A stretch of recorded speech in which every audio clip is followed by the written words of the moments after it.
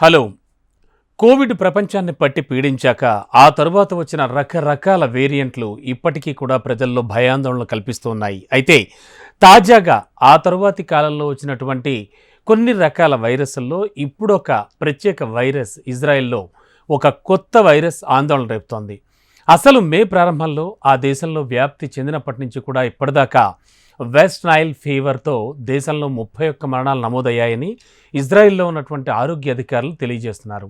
అక్కడ కొత్తగా 49 కేసులు కూడా నమోదయ్యాయని ఆరోగ్య మంత్రిత్వ శాఖ ఆల్రెడీ ఒక ప్రకటనలో తెలిపింది. దీంతో దేశంలో మొత్తం కేసుల సంఖ్య 405కు చేరుకుంది. 2000 నాటికి వార్షిక రికార్డు చూస్తే గరిష్ట స్థాయిగా 425 కేసులకు చేరువలో ఉంది. దీంతో అప్రమత్తమైనటువంటి ఆరోగ్య శాఖ తగిన చర్యలు తీసుకుంటోంది.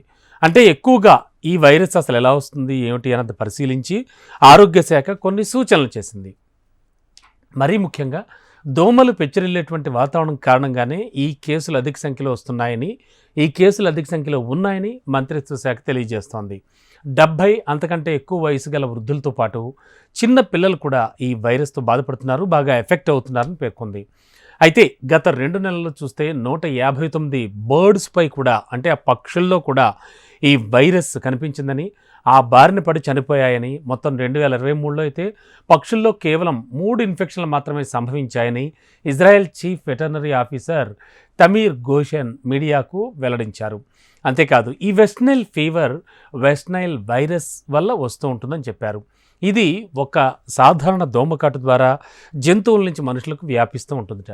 ఈ వెస్ట్ నైల్ వైరస్ మనుషులు, పక్షులు, దోమలు, గుర్రాలు ఇలాగే కొన్ని రకాల ఇతర క్షీరదాలకు సోకుతుందని కూడా జాన్స్ హాప్కిన్స్ మెడిసిన్ తెలియజేస్తోంది. చాలా పాపులర్, అది మనకు తెలిసింది.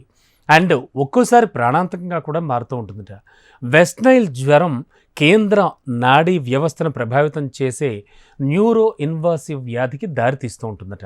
అంటే ఏంటంటే దీనివల్ల ఎటువంటి ఎఫెక్ట్స్ కనిపిస్తాయంటే మనిషిలో ఒక రకమైన గందరగోళం, అలాగే మూర్ఛపోవడం, అండ్ కండరాల బలహీనత, అంటే మనలో ఉన్న ఈ కండరాలన్నీ కూడా బలహీనంగా అయిపోవడం, అండ్ అక్యూట్ ప్లాసిడ్ అంటే ఏంటంటే పక్షవాతం మరియు పోలియో కూడా సంభవించే ఛాన్స్ ఉందట.